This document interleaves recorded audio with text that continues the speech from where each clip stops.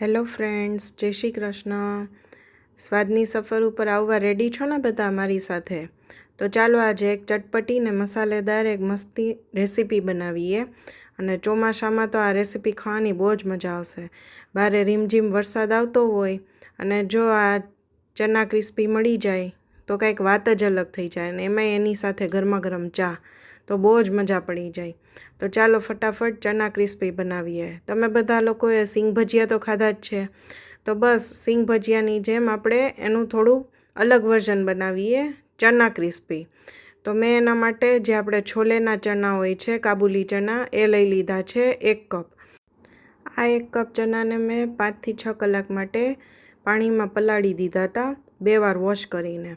હવે આપણે જે આ સોક કરેલા ચણા છે એને આપણે બોઇલ કરી લેવાના છે.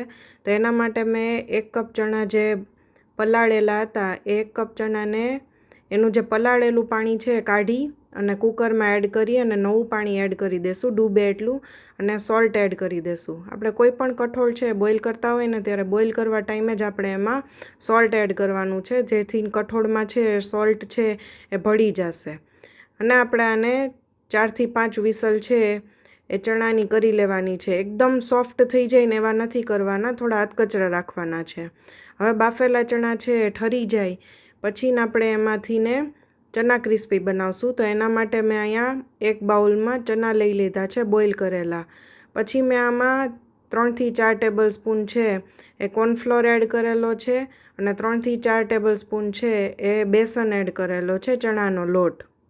હવે આ ચના ક્રિસ્પીને ચટપટા બનાવવા માટે થોડા ચટપટા મસાલા એડ કરી દઈએ. એના માટે મેં અહીંયા 1 ટીસ્પૂન જેટલું સોલ્ટ એડ કરેલું છે. આપણે બોઇલ કરવા ટાઈમે બી સોલ્ટ એડ કરેલું હતું, એટલે આમાં આપણે જે લોટ એડ કરેલો છે એટલા પૂરતું જ સોલ્ટ એડ કરવાનું છે. પછીને મેં આમાં રેડ ચીલી પાવડર થોડોક એડ કરેલો છે અને બ્લેક પેપર પાવડર એડ કરેલો છે. પછી ચટપટું બનાવવા માટે મેં અહીંયા આમચૂર પાવડર એડ કરેલો છે, અને લાસ્ટમાં સંચર પાવડર એડ કરી મેં 1 ટેબલ સ્પૂન જેટલું ઓઇલ એડ કરેલું છે. હવે બધું એકદમ સરસ રીતે મિક્સ કરવાનું.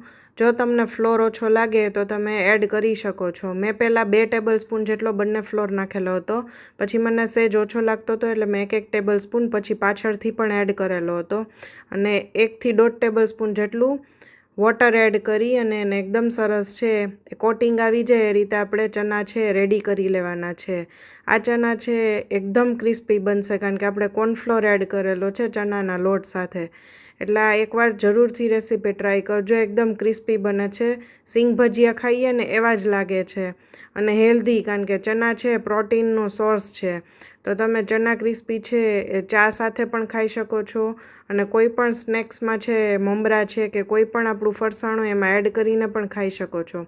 પછી આને મીડિયમ ફ્લેમ ઉપર આને એકદમ સરસ બ્રાઉન થાય એ રીતે ફ્રાય કરી લેવાના છે. અને આના ઉપર તમે ચટપટો ચાટ મસાલો નાખી અને આને એન્જોય કરી શકો છો. તો આ ઝટપટ બની જાય એવી રેસીપી જરૂરથી ટ્રાય કરજો. Thank you. Bye bye.